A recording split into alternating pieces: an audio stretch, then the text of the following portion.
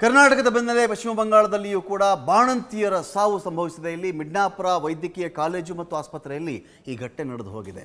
ಕರ್ನಾಟಕದಲ್ಲಿ ವಿಶೇಷವಾಗಿ ಉತ್ತರ ಕರ್ನಾಟಕ ಭಾಗದಲ್ಲಿ ಈ ರೀತಿ ಒಂದು ಲ್ಯಾಬ್ನ ಕಡೆಯಿಂದ ಸಪ್ಲೈ ಆದಂತಹ ಈ ಒಂದು IV ದ್ರಾವಣ ಇದನ್ನು ಸೇವಿಸಿಯೇ ಸತ್ತೋಗ್ಬಿಟ್ಟಿದ್ದಾರೆ ಅಥವಾ ಇದನ್ನು ಯಾರಿಗೆ ಇಂಜೆಕ್ಟ್ ಮಾಡಲಾಯಿತೋ ಅವ್ರು ತೀರ್ಕೊಂಡ್ಬಿಟ್ಟಿದ್ದಾರೆ ಸುದ್ದಿ ಇದೆಯಲ್ಲ. ಇದೇ ರೀತಿಯ ಒಂದು ಘಟನೆ ವೆಸ್ಟ್ ಬೆಂಗಾಲಲ್ಲೂ ಕೂಡ ಆಗ್ತಾ ಇದೆ. ಈ ಬಾಣಂತಿಯರ ಸಾವಿನ ಪ್ರಕರಣಕ್ಕೆ ಸಂಬಂಧಪಟ್ಟಂತೆ ಮಿಡ್ನಾಪುರ ವೈದ್ಯಕೀಯ ಕಾಲೇಜು ಮತ್ತು ಆಸ್ಪತ್ರೆಯಲ್ಲಿ ಘಟನೆ ನಡೆದಿದೆ.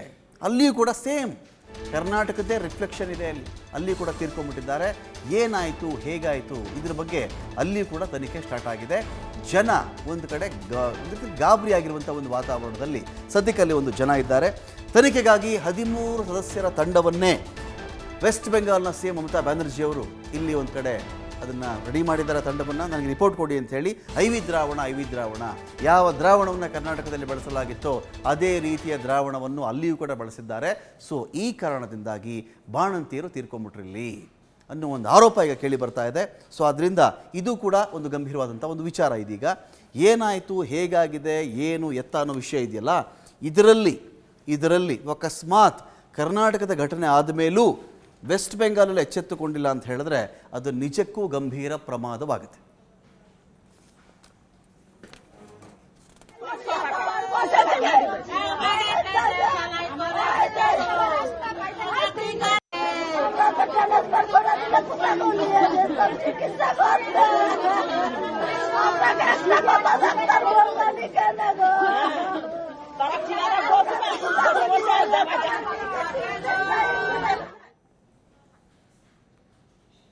ರಿಟರ್ಸ್ಕೊಳ್ಳಿಕ್ಕೆ ನ್ಯೂಸ್ ಡೆಸ್ಕಿಂದ ಸಂತೋಷ್ ರಾಥೋಡ್ ಇದ್ದಾರೆ. ಸಂತೋಷ್ ರಾಥೋಡ್, ನಾವು ನೋಡ್ತಾ ಇದ್ದೀವಿ ಇಲ್ಲಿ ವೆಸ್ಟ್ ಬಂಗಾಳ್ ಅಥವಾ ಪಶ್ಚಿಮ ಬಂಗಾಳ, ವೆಸ್ಟ್ ಬೆಂಗಾಲ್ ನಾವೇನು ಕರಿತೀವಲ್ವಾ, ಇಲ್ಲಿಯೂ ಕೂಡ ಕರ್ನಾಟಕದಲ್ಲಿ ಯಾವ ರೀತಿಯಲ್ಲಿ ಬಾಣಂತಿಯರ ಸಾವನ್ನಪ್ಪಿದ್ರೋ ಅದೇ ರೀತಿ ದ್ರಾವಣದ ಕಾರಣದಿಂದ ಸತ್ತು ಹೋಗಿದ್ದಾರೆ ಅಂತ ಹೇಳ್ತಾ ಇದ್ದಾರಲ್ಲ, ಏನಿದ್ರ ಕಥೆ ಅಂತ?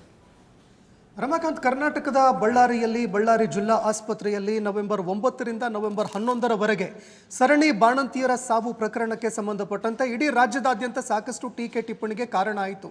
ಜನಾಕ್ರೋಶಕ್ಕೂ ಕೂಡ ಈ ಒಂದು ವಿಚಾರ ಕಾರಣವಾಯಿತು. ಅದೇ ರೀತಿಯಾಗಿ ಸದನದಲ್ಲೂ ಕೂಡ ಈ ಒಂದು ವಿಚಾರ ತೀವ್ರವಾಗಿ ಪ್ರಸ್ತಾಪ ಆಯಿತು. ಇಡೀ ರಾಜ್ಯದಾದ್ಯಂತ ಹೋರಾಟಗಳು ಕೂಡ ಆಯಿತು.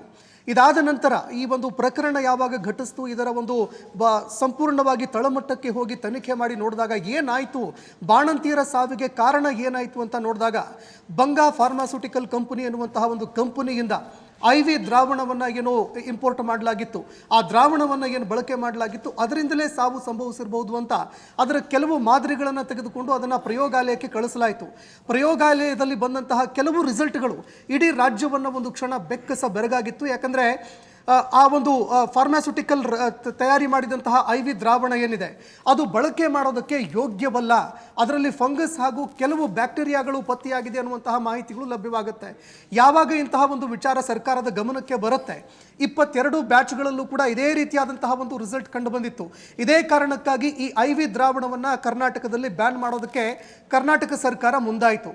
ಆದರೆ ಯಾವ ರಾಜ್ಯದಿಂದ ಇದು ನಮ್ಮ ಕರ್ನಾಟಕಕ್ಕೆ ಬಂದಿತ್ತು, ಪಶ್ಚಿಮ ಬಂಗಾಳ ಸರ್ಕಾರ, ಇದಾದ ನಂತರವೂ ಕೂಡ ಎಚ್ಚೆತ್ತುಕೊಳ್ಳಿಲ್ವಾ ಅನ್ನುವಂತಹ ಪ್ರಶ್ನೆ ಈಗ ಎದುರಾಗ್ತಾ ಇರುವಂಥದ್ದು. ಯಾಕಂದರೆ ಯಾವ ರೀತಿಯಾಗಿ ಕರ್ನಾಟಕದಲ್ಲಿ ಬಾಣಂತಿಯರ ಸಾವು ಸಂಭವಿಸಿತ್ತು, ಅದೇ ರೀತಿಯಾಗಿ ಮಿಡ್ನಾಪುರ ವೈದ್ಯಕೀಯ ಕಾಲೇಜು ಪಶ್ಚಿಮ ಬಂಗಾಳದಲ್ಲೂ ಕೂಡ ಇದೇ ರೀತಿಯಾದಂತಹ ಒಂದು ಘಟನೆ ಬೆಳಕಿಗೆ ಬಂದಿದೆ. ಅದು ಕೂಡ ಇದೇ ಕಂಪನಿಯಿಂದ ಬಂದಿರುವಂತಹ IV ದ್ರಾವಣವನ್ನು ಇಲ್ಲೂ ಕೂಡ ಬಳಕೆ ಮಾಡಲಾಗಿತ್ತು ಅನ್ನುವಂತಹ ಒಂದು ವಿಚಾರ ಈಗ ಬೆಳಕಿಗೆ ಬಂದಿರುವಂಥದ್ದು. ಪ್ರಮುಖವಾಗಿ ಈಗ ನಮ್ಮ ಮುಂದೆ ಇರುವಂತಹ ಪ್ರಶ್ನೆ, ಇಷ್ಟೆಲ್ಲ ಘಟನೆಗಳು ಘಟಿಸಿದ್ರೂ ಕೂಡ ಕರ್ನಾಟಕದಲ್ಲಿ ಇದು ಭಾರತದ ಏನು ಮೆಡಿಸಿನ್ ಕಂಟ್ರೋಲ್ ಮಾಡುವಂತಹ ಮಂಡಳಿಯ ದೃಷ್ಟಿಗೆ ಇದು ಬೀಳಲಿಲ್ವಾ, ಅದರ ಗಮನಕ್ಕೆ ಬರಲಿಲ್ವಾ, ಈ ಕಂಪನಿಯ ಮೇಲೆ ಕ್ರಮ ಕೈಗೊಳ್ಳೋದಕ್ಕೆ ಮುಂದಾಗಲಿಲ್ವಾ ಅನ್ನುವಂತಹ ಪ್ರಶ್ನೆ ಒಂದು ಕಡೆ ಆದರೆ, ಪಶ್ಚಿಮ ಬಂಗಾಳ ಸರ್ಕಾರ ಏನು ಮಾಡ್ತಾ ಇತ್ತು ಅನ್ನುವಂತಹ ಪ್ರಶ್ನೆ ಕೂಡ ಇಲ್ಲಿ ಎದುರಾಗುತ್ತೆ. ಇದರ ಜೊತೆಗೆ ವೈದ್ಯರ ನಿರ್ಲಕ್ಷ್ಯ ಕೂಡ ಇದೆ ಅನ್ನುವಂತಹ ಒಂದು ಆರೋಪ ಕೇಳಿ ಬರ್ತಾ ಇದೆ.